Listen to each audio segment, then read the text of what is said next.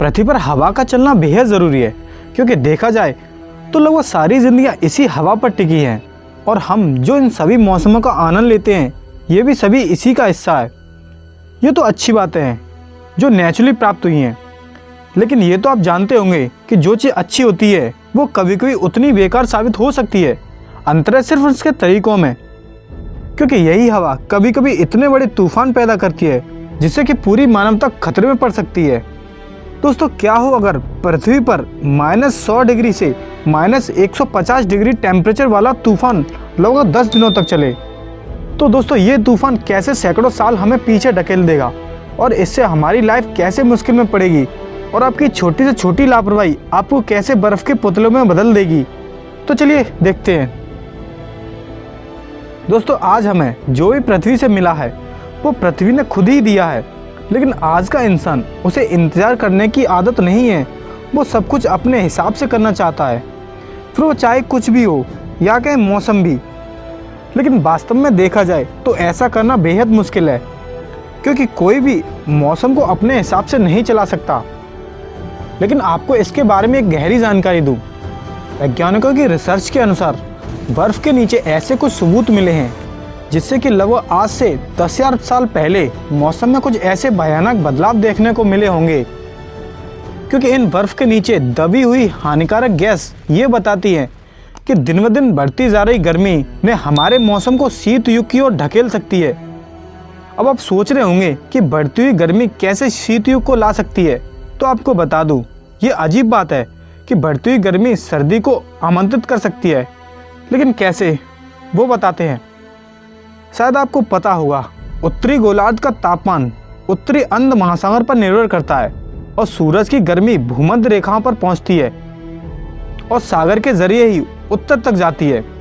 लेकिन जब हालात बदल जाते हैं तो बढ़ती हुई गर्मी इन ध्रुव चोटियों की बर्फ को पिघला सकती है, जिससे कि उससे बहुत बड़े बड़े बर्फ के टुकड़े टूटकर अलग हो सकते हैं और तब ये भाप बंद हो जाएगा। जब ऐसा होगा तो मौसम ऐसे बदलेगा जिसके बारे में सुनकर आपके पैरों के नीचे से ज़मीन खिसक जाएगी। मौसम अब धीरे धीरे अपना असर दिखाना शुरू करेगा। हवाएं धीरे धीरे तेज़ होती चली जाएंगी और हो सकता है कि दिल्ली जैसे शहरों में भी बर्फबारी हो सकती है। फिर धीरे धीरे समय के साथ समुद्र भी अजीब तरीके से नज़र आने लगेगा और शांत रहने वाले समुद्र में अजीब और ख़तरनाक लहरें शुरू हो जाएंगी।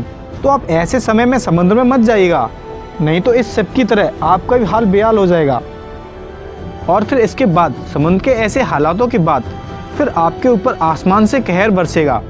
पहले तो लगातार बारिश होगी और फिर जब ज़्यादा बदलाव होगा तो आपको एक बहुत खतरनाक ओलों की बारिश दिखाई देगी, जो कि वहाँ किसी को भी बहुत बुरी तरह से नुकसान पहुँचा सकती है। और फिर पृथ्वी धीरे धीरे अपने आप को बादलों में ढक लेगी, जिसके बाद कई बड़े बवंडर बनने शुरू हो जाएंगे, जो कि इतने खतरनाक होंगे जिसका अंदाज़ा नहीं लगाया जा सकता। वो जहाँ से भी गुजरेंगे वहाँ तबाही मचा देंगे। वैसे अब आप सोच रहे होंगे कि बहुत होगी तबाही इस छोटे से मौसम के बदलाव के पीछे। तो दोस्तों रुक जाइए, अभी बहुत कुछ बाकी है जो इस मौसम की सबसे बड़ी वजह है। वैसे जानवरों और पंछियों को बदलते मौसम के बारे में इंसानों से पहले पता चल जाता है, तो वो तो पलायन शुरू कर देंगे।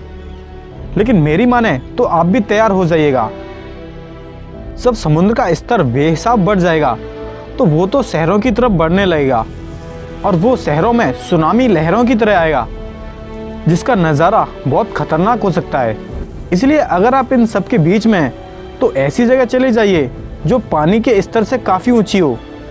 इतना होने के बाद फिर धीरे धीरे बड़े बड़े चक्रवात बनने शुरू होंगे, जिसका डायमीटर लगभग 6 से 7 किलोमीटर हो सकता है और ये इतना ठंडा होगा कि आप सोच नहीं सकते।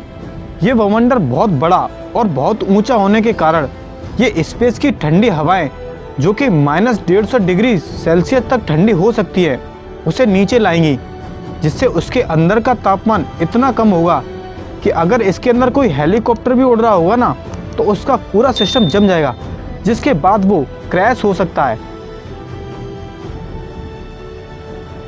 और मामला यही नहीं रुकेगा। क्रैश होने के बाद जब आप बाहर आने की कोशिश करेंगे तो टेम्परेचर इतना कम होगा कि आप कुछ ही सेकंडों में बर्फ़ का पुतला बन सकते हैं। और ये तूफान धीरे धीरे जहाँ भी जाएगा वहाँ के सारे पानी को बर्फ़ में बदल देगा। लेकिन जब एक चक्रवात खत्म हो जाएगा तब आप घर से बाहर घूमने के लिए मत निकल जाना, क्योंकि प्रॉब्लम अभी खत्म नहीं होगी। इसलिए जहाँ भी हो, आप जिस भी कमरे में हो, उस कमरे को पूरी तरह से बंद कर लीजिएगा और वहाँ जो भी हो, जैसे भी हो, आग जलाने की व्यवस्था ज़रूर कर लीजिएगा, क्योंकि बढ़ती सर्दी में सिर्फ आग ही एक सहारा है। जब ऐसा मौसम लगातार रहेगा तो आपको ये मेंटली डिस्टर्ब करेगा। किसी न किसी काम में अपने आप को बिजी रखिएगा ताकि आपका मन इस तरफ ना जाए।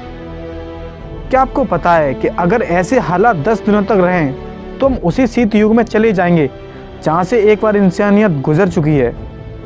इसीलिए दोस्तों, अपने पर्यावरण को बचाने के लिए इसके साथ कुछ ना कुछ योगदान ज़रूर करते रहें और उम्मीद करो कि ऐसे हालात कभी ना पैदा हों। दोस्तों, ये वीडियो आपको पसंद आई हो तो प्लीज़ इस वीडियो को लाइक और इस चैनल को सब्सक्राइब ज़रूर करिएगा, ताकि ऐसी आपको हाइपोथेटिकल फैक्ट के बारे में जानकारी मिलती रहे।